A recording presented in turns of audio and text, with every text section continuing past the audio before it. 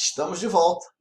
Deu tempo de beber uma água, de respirar um pouco, de rever suas anotações, então podemos continuar conceituando o sujeito e problematizando-o. Paramos no sujeito oculto, desinicial, implícito. Vamos ver agora o sujeito indeterminado. Você sabe que a língua nos dá a possibilidade de falar de alguém sem explicitar esse alguém na minha fala. Eu posso dizer, por exemplo, usando o verbo na terceira pessoa do plural, sem a presença do pronome eles, algo do tipo: disseram barbaridades sobre a festa. Eu entrego a informação, porque o predicado sempre apresenta uma informação sobre um ser, não é assim? Só que eu não explicito esse ser, então eu deixo esse ser indeterminado. E há uma razão para eu formular a frase dessa maneira, uma razão discursiva. Ou eu não sei efetivamente quem disse as tais barbaridades, ou eu não quero dizer, não quero me comprometer. Como poderia falar? Falaram mal de você. Falaram mal de você é uma forma de dizer, de dar a informação para a pessoa sem explicitar quem é que realiza essa tal ação capciosa. É como dizer o milagre, mas não dar o nome do santo. Minha mãe já falecida que dizia muito isso. Outra forma de indeterminar o sujeito por razões discursivas é usar o verbo transitivo indireto ou intransitivo mais a partícula ser. Como aqui, ó, precisa-se de mais escritores, em que o autor da frase expressa aquilo de que se precisa, mas não diz quem precisa efetivamente. Come-se muito. De novo, eu tenho uma informação, alguém aí, não sei quem, come muito por aqui, além da conta, mas eu não estou dizendo efetivamente quem. Eu estou indeterminando o sujeito e essas escolhas estão à nossa disposição. A língua, esse sistema maravilhoso que nós criamos, nos oferece essa possibilidade de dizer algo sem explicitar o ser que pratica essa ação sobre a qual eu falo na minha frase. Percebeu aí? Cuidado com uma coisa, atenção. No modo indicativo, o pretérito imperfeito, o pretérito mais que perfeito e o futuro do pretérito apresentam a mesma forma, na primeira e na terceira do singular. Onde isso nos leva? Vem aqui uma dica do seu professor querido. Você não deve deixar sem o sujeito expresso verbos que estejam nesses tempos e nesse modo. Porque senão você pode criar uma frase ambígua. Por exemplo, uma menina diz, andava distraída. O ouvinte ou leitor pode pensar, ela mesma está distraída ou ela está falando de alguém, de uma colega que andava distraída, porque essa forma andava do pretérito imperfeito é a mesma tanto para a primeira quanto para a terceira. Qual é a minha recomendação?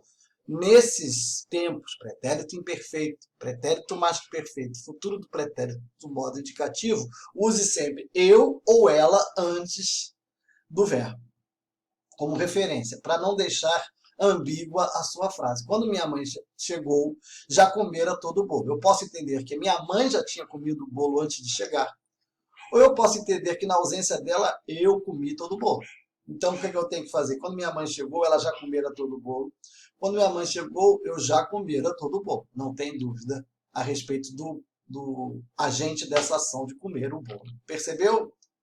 Se eu tenho, por exemplo, estaria bem na escola, eu estaria bem na escola, ela estaria bem, nós todos estaríamos bem na escola. Mas isso está acabando. Calma, daqui a pouco estaremos todos lá. No modo subjuntivo, as três formas, os três tempos, têm a mesma forma na primeira e na terceira. Tanto o presente quanto o pretérito imperfeito, quanto o futuro do subjuntivo, apresentam a mesma forma na primeira e na terceira. Isso pode causar uma ambiguidade nas suas frases. Você sabe que o modo subjuntivo é muito presente nas redações dissertativas. É preciso que o governo haja com autoridade nessa questão do combate à pandemia. Haja presente do subjuntivo, se você está utilizando, cuidado que você precisa fazer a referência na primeira ou na terceira, senão fica ambíguo. Aqui eu tenho, o governo haja, não tem dúvida. Se chegasse cedo, ainda encontraria seu irmão. É preciso que ande logo. Será que é preciso que eu ande logo ou é preciso que ela ande logo? Quando você tocar avise, quando eu tocar avise, se chegasse cedo, se eu chegasse cedo, ainda encontraria seu irmão. Se você chegasse cedo ainda, encontraria seu irmão. É sempre, digo de novo, importante lexicalizar, expressar o sujeito com o pronome devido nessas três pessoas. Quais? Primeira e terceira. Em que temos, no subjuntivo, os três, presente, imperfeito e futuro, e no indicativo, o pretérito imperfeito, o pretérito mais que perfeito e o futuro do pretérito. Guarde isso no seu coração para não cometer essa inadequação nas suas redações. Posso ir adiante? Qualquer dúvida, escreva para nós.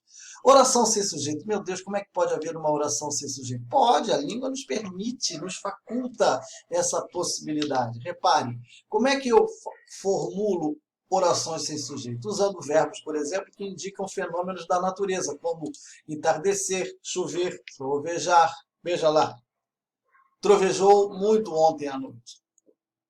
Eu não tenho um ser que possa realizar essa ação para lexicalizar o sujeito. Mas eu posso, a qualquer momento, criar um sujeito para essa ação, metaforizando o verbo trovejar. Eu posso dizer, ele trovejou contra os vizinhos barulhentos. Ah, agora eu criei uma metáfora. Trovejou, disse palavrões, gritou da janela. Trovejou, metaforicamente, gritou alto, em bom som, e aí eu posso lexicalizar o sujeito. Eu nunca me esqueço de um livrinho da Silvia Ortoff, uma maravilhosa escritora de livros infantis, cujo título é Eu chovo, tu choves, ele chove. O verbo chover é normalmente indicador de fenômeno da natureza. Choveu muito ontem. Verbo sem sujeito. Oração com sujeito inexistente. Ok? Mas se ela diz eu chovo, tu choves, ele chove, um livrinho maravilhoso em que as nuvens conversam para mostrar para as crianças como é que se dá o fenômeno da chuva. Maravilhosa, Silvia Toff. Poeticamente, ela criou sujeitos o verbo chover. Pode, a língua permite tudo, desde que com bom senso se pode fazer tudo, né? Verbos fazer, ser e estar, quando indica o tempo decorrido ou fenômenos da natureza. Aí eu tenho, por exemplo, é tarde. Opa, perdão. Faz muito frio em São Paulo, faz mesmo. Faz 3 meses que meu irmão viajou. Aqui o verbo fazer está indicando o tempo decorrido. Aqui ele estava indicando o fenômeno da natureza. Está fazendo muito frio este mês. Percebeu? E ainda com o verbo haver, quando tem o sentido de existir ou de ocorrer, como nesta frase. Não havia alunos suficientes para a formação de uma turma. Cuidado, os verbos existir e ocorrer são verbos pessoais. Quando você usar na frase o verbo existir, ele terá sujeito. O sujeito não estará desaparecido, inexistente, como nos casos acima. No caso desta frase aqui, não existiam alunos suficientes para a formação de uma turma, alunos é o sujeito de existir. Enquanto nesta frase, com o haver, que é impessoal, alunos é o objeto direto. Viu a diferença? Pode usar um ou outro. Agora, o uso, o emprego do sujeito nos textos jornalísticos. Você viu que tudo que se faz na língua tem uma intenção sociocomunicativa por trás, uma intenção discursiva. Veja, no pronunciamento de todas as autoridades, houve pedido de união e defesa do trabalho conjunto entre os poderes para o enfrentamento da pandemia. O jornal, ao relatar o que houve na relação, houve pedido, mas não disse quem fez o pedido. Usar o verbo aí para criar uma oração sem sujeito é para, talvez, dar conta de que o pedido foi geral, foi um consenso, talvez até unânime. Veja que razão discursiva há nessa escolha. Segundo o levantamento exclusivo do G1, junto às secretarias estaduais de saúde, foram registrados no país 38.038 mortes. 38 mil mortes foram registradas. Por que houve essa inversão? Percebe? Colocando o número de mortes no final. Porque eu não tenho aí o agente da ação. Viu que interessante? Como é que é discursiva essa escolha? Não é à toa, não é aleatória. Fala-se em Brasília na iminência de novas trocas no Ministério. Repare, fala-se em Brasília, não se diz quem fala, que o sujeito está indeterminado, se na primeira não há sujeito, se na segunda o sujeito é paciente, e está posposto ao verbo. Aqui eu tenho sujeito indeterminado. Na segunda frase dessa expressão, eu tenho estaria o presidente, olha aí, terceira pessoa do futuro do pretérito. Por isso, o jornalista que estudou esse negócio lexicalizou o sujeito. Estaria o presidente, que é o sujeito, insatisfeito com mais algum de seus antigos aliados? Essas são escolhas valorosas para a construção do sentido no texto jornalístico. O inesperado cessar-fogo enunciado pelos talibãs está sendo respeitado globalmente seu segundo dia no Afeganistão. Repare que eu joguei, o autor da frase jogou lá para frente, o inesperado cessar-fogo anunciado está sendo respeitado. Depois de o presidente Ashraf Ghani ter prometido, repare, eu jogo com a localização do sujeito para explicitar as minhas ideias. Importante era ter na cabeça da frase o cessar-fogo e ter e marcado por um adjetivo inesperado cessar-fogo. E aqui os talibãs, anunciado pelos talibãs. Tudo é importante na leitura do texto, a percepção da construção morfossintática que nos dá muitas pistas da intenção do comunicador. Professor se disponibiliza para ajudar alunos a se prepararem para o Enem. Olha, ele disponibiliza ele próprio para os alunos se prepararem. Agora há uma autonomia do aluno para que os alunos preparem eles próprios. Viu que bacana essa construção? Estamos fazendo tudo que está ao nosso alcance. Aqui o ministro Paulo Guedes, a frase está entre aspas, porque foi ele que a disse. Estamos fazendo, ele se colocou na primeira pessoa do plural para dizer que essa é uma ação governamental, não é só dele, para mostrar que há uma união no governo.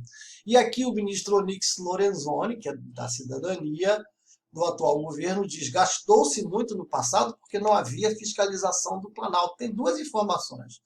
Ele diz que alguém gastou, olha, determinando o sujeito, não diz especificamente quem, mas faz uma acusação, porque não havia fiscalização no Planalto. Então ele está dizendo, já que não havia, é porque agora há. Olha quanta informação implícita numa frase simples trazida pelo jornal. É para essas questões que nós precisamos ficar atentos quando lemos os nossos jornais. Preste atenção numa coisa para encerrar essa segunda parte. O verbo ter entre nós muitas vezes assume lugar de haver. Já percebeu isso? Repare nesses exemplos. Tinha dois jogadores impedidos, os narradores esportivos usam muito isso. Tinha no lugar de haver. Então, o ideal, num ambiente mais formalizado, seria o uso do verbo haver. Havia dois jogadores impedidos. Teve vários acidentes nesse fim de semana. Houve vários acidentes nesse fim de semana. O que nos leva a entender o seguinte, que esse uso do ter no lugar de haver deve ficar restrito aos ambientes informais, sobretudo a linguagem oral, não deve passar para a redação.